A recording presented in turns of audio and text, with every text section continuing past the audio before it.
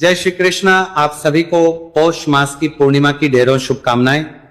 प्रिय दर्शकों, आज हम बात करेंगे पौष पूर्णिमा के विषय में। बताएंगे आपको कि पौष पूर्णिमा कब है, क्योंकि ये 2026 की पहली पूर्णिमा होने जा रही है।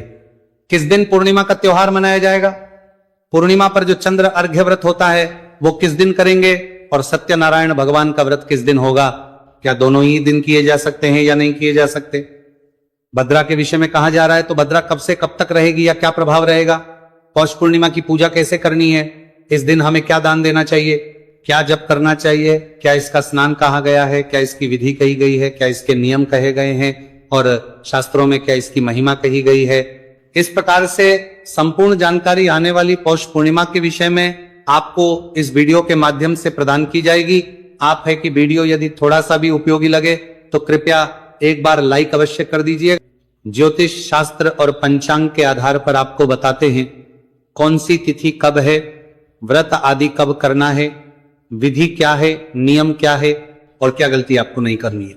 यदि आप सभी व्रत और त्योहारों की सही शास्त्रीय जानकारी पाते रहना चाहते हैं तो कृपया चैनल को सब्सक्राइब कीजिए और बेल आइकन को प्रेस कीजिए। आइए दर्शकों, जानकारी आरंभ करते हैं। बात करते हैं आने वाली पूर्णिमा की। दर्शकों, पौष माह की जो पूर्णिमा होती है इसकी महिमा शास्त्रों में बहुत अधिक वर्णित है।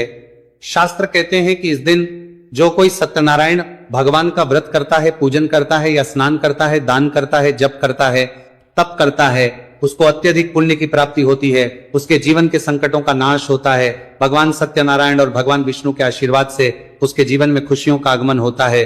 पौष पूर्णिमा का स्नान आपको कहाँ करना चाहिए। पौष पूर्णिमा के स्नान के लिए यदि संभव है तो आप गंगा जी पे जाइए।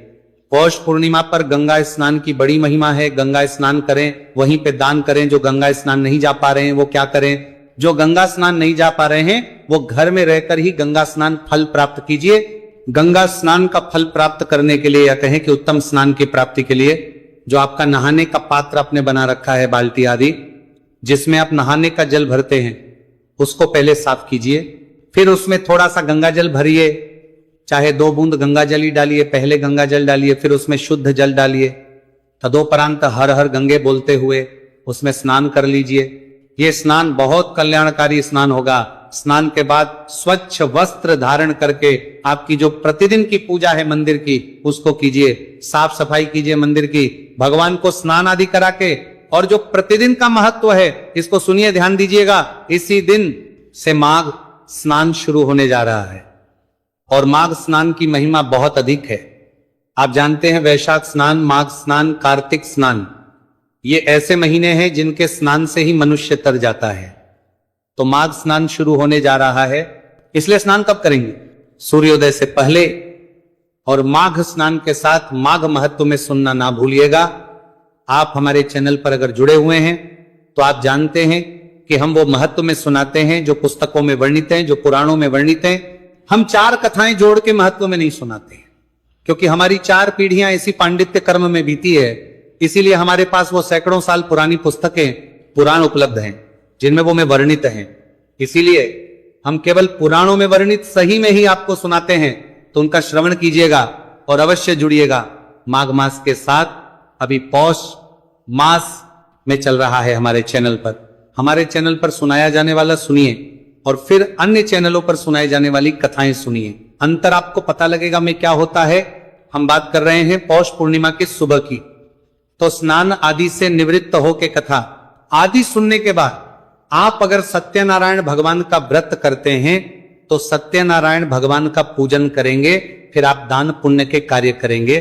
पहले मैं पूजन विधि बता देता हूं, फिर आपको दान पुण्य की विधि बताऊंगा और क्या दान करना चाहिए ये बताऊंगा। पूजन के लिए आप सत्यनारायण भगवान की तस्वीर लीजिएगा, प्रतिमा है तो प्रतिमा लीजिएगा। उनको स्थापित करने के लिए कोई चौकी लीजिएगा, उस पर बिछाने के लिए लाल या पीला वस्त्र आपके पास होना चाहिए। भगवान की करने के लिए आपके पास रोली, मौली, पान, सुपारी, लौंग, इलायची। पान में आपके पास पान का पत्ता होना चाहिए। पान, सुपारी, सुपारी कितनी, 1 सुपारी, 2 लौंग, कम से कम 2 इलायची, धूप, दीप, घी का दिया नैवेद्य। नैवेद्य में आप भगवान को फल अर्पित कर सकते हैं, कोई मिठाई है तो मिठाई अर्पित कर सकते हैं या मिश्री अर्पित कर सकते हैं। कुछ ना मिले, बताशा हो तो बताशा अर्पित कर सकते हैं। इसमें पंचामृत की बड़ी महिमा है। भगवान के पूजन में भी उनको स्नान कराया जाएगा पंचामृत से। तो पंचामृत बनाना है पंचामृत के लिए कच्चा दूध, दही, घी, शहद, शक्कर और गंगाजल चाहिएगा। इसी प्रकार से आप भोग में भी पंचामृत का प्रयोग करेंगे। तो पंचामृत बनाने की सामग्री मैंने आपको बताई है, एकत्र कीजिएगा। भगवान को जो विशेष भोग लगता है वो पंजीरी का भोग लगता है, उसमें केले की आवश्यकता होती है। तो आटे को भून के, गेहूं का आटा भून के, उसमें शक्कर आदि मिला के, घी आदि मिला के, और फिर सवाया बनाया जाता है। वो कथा में वृत्तांत भी सुना होगा आपने कि सवाया आपको प्रसाद बनाना है। सवाया कैसे? 125 ग्राम, 1.25 किलो, 5.25 किलो ऐसे बनता है ये। तो वो पंजीरी बना लीजिएगा। केले उसमें अवश्य रखने हैं काट के। ये सारी सामग्री एकत्र कर लीजिए। भगवान को अर्पित करने के लिए एक जनेऊ ले लीजिएगा और थोड़ा इत्र ले लीजिएगा। सारी सामग्री एकत्र कीजिए। एक लोटा लीजिए, उसमें पहले थोड़ा गंगा जल भरिए, फिर शुद्ध जल भरिए, और फिर फूल के माध्यम से उस स्थान पर जल के छींटे दीजिए जहां बैठ के आपने पूजन करना है, और जहां चौकी लगानी है, और जो सामग्री है उसको वहां पे रख लीजिए। इससे सामग्री शुद्ध हो जाएगी, वह स्थान भी पवित्र हो जाएगा। इस प्रकार से जल छींटे देके अपने स्थान को किया है और सामग्री को पवित्र किया है। क्योंकि जब सामग्री आती है आपके पास पूजा की, तो यह पता नहीं कितने सारे हाथों से लग के आती है। अब किसने किस अवस्था में हाथ लगाए थे, तो शुद्धि करना, पवित्रीकरण करना आवश्यक होता है। चौकी को बिछाइए, चौकी पर लाल या पीला वस्त्र जो आपके पास है उसको बिछाइए। भगवान सत्यनारायण की तस्वीर या प्रतिमा जो भी आपके पास है उसे स्थापित कीजिए, रखिए। उस पे उनके सीधे हाथ की और घी का दिया रखिए, और विपरीत दिशा में धूप रखिए। अगर दिया तेल का बनाया है तो तेल का दिया उल्टे हाथ की ओर रखा जाएगा। इस प्रकार से स्थापना कर लीजिए। स्थापना करने के बाद अपने सीधे हाथ पर लोटे में जो जल है ना, उसमें से 1 चम्मच से जल लीजिए और हाथ धो लीजिए। हाथ धोने के बाद अब आप 1-1 चम्मच जल आचमनी करेंगे। 1-1 मंत्र पर 1-1 चम्मच जल सीधे हाथ पे लेंगे और पी जाएंगे। ओम माधवाय नमः जल लीजिए, पी जाइए। ओम केशवाय नमः जल लीजिए, पी जाइए।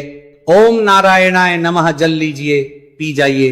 ओम ऋषिकेशाय नमो नमः नमः हाथ धो लीजिए। हाथ धोने के बाद अपने आप को तिलक कीजिए, मौली बांधिए।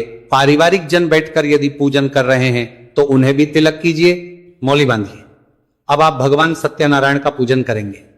भगवान सत्यनारायण के सामने कोई कटोरी या पात्र रख दीजिए, उसमें जल अर्पित कीजिएगा। पूजा की जो सामग्री है उसमें चढ़ाइएगा, इससे वो सामग्री और जलादि फैलेगा नहीं। सबसे पहले भगवान को 5 पुष्प अर्पित करेंगे।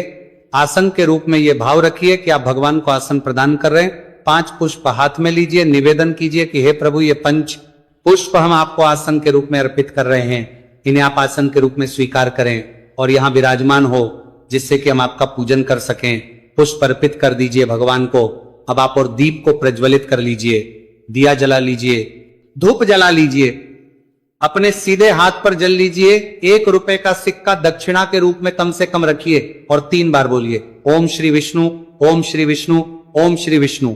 अपना नाम, अपना गोत्र, जिस स्थान पर बैठकर संकल्प कर रहे हैं वहां का मकान नंबर, क्षेत्र का नाम, शहर का नाम, शुक्ल पक्षी, पुण्यतिथि, आयु और भगवान सत्यनारायण, पूर्णिमा सत्यनारायण, व्रत पूजन बोलिए 100 श्री विष्णु। और यह संकल्प भगवान के चरणों में अर्पित कर दीजिए। संकल्प आपने अवश्य करना चाहिए। संकल्प करने के बाद भगवान की पूजा करेंगे।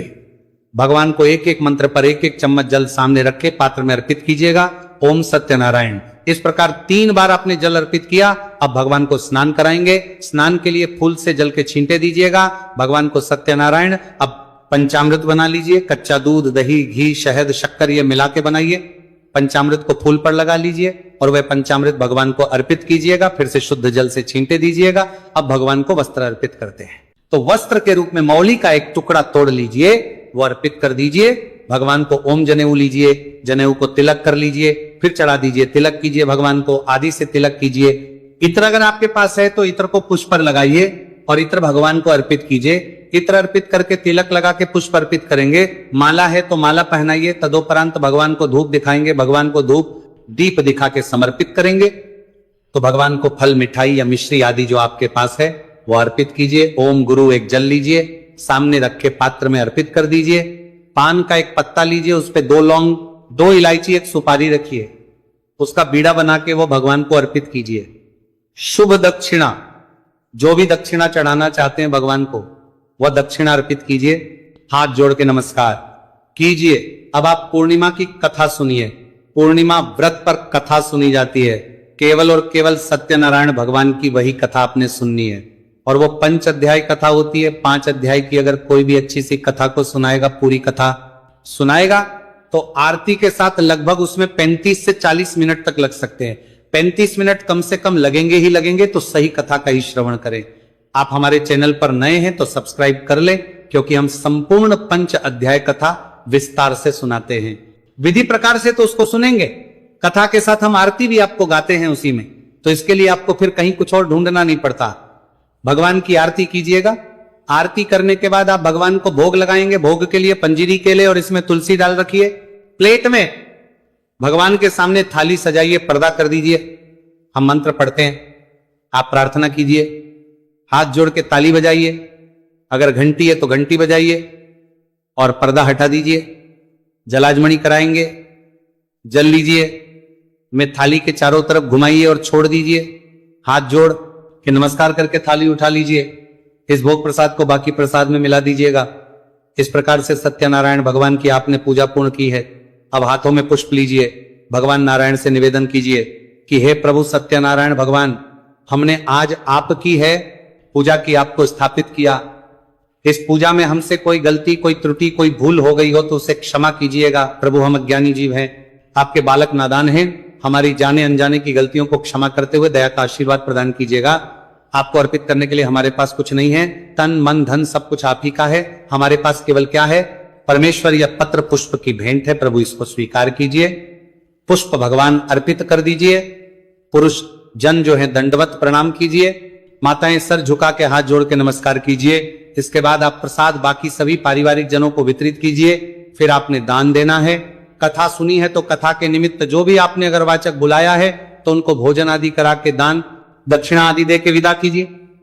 और कथा आदि की दक्षिणा करने के बाद आप किसी गरीब की सहायता कर सकते हैं, कंबल दान कर सकते हैं, गर्म कपड़े दान कर सकते हैं, ब्राह्मण को दान कर सकते हैं। ब्राह्मण को भोजन ना करा पाए तो मंदिर में भोजन सामग्री दान कर सकते हैं। इस दिन आप गीता 7वें अध्याय को सुन के विधि पूर्वक उसका पुण्य अपने पितृ को अर्पित कर सकते हैं। यह भी पितृकर्म है जो बड़ा ही कल्याणकारी है, क्योंकि पूर्णिमा पर पितृकर्म करने से भी कल्याण की प्राप्ति होती है। तो गीता का 7वां अध्याय हम अपलोड करते हैं आपके लिए, उसको सुनिए। उसमें विधि बताई जाती है, उसके अनुसार वह तर्पण आदि कीजिए। इससे आपके पितृ तृप्त होंगे और सायंकाल को फिर आप अपना व्रत खोल सकते हैं। चंद्र अर्घ्य व्रत जो करते हैं वो चंद्रमा को अर्घ्य देंगे और चंद्रमा को अर्घ्य देने के बाद व्रत खोलेंगे। अब बात करते हैं कि ये पूर्णिमा का व्रत किया कब जाएगा। तो प्रिय जो पौष मास की पूर्णिमा तिथि है ना, वो तिथि आरंभ हो रही है 2 तारीख को शाम को 6:53 पर और 3 तारीख को ये समाप्त हो जाएगी 3:32 पर। ऐसे में सूर्य के मुख से पूर्णिमा रहेगी 3 जनवरी को, तो 3 जनवरी को ही पौष पूर्णिमा मनाई जाएगी। व्रत आदि किया जाए।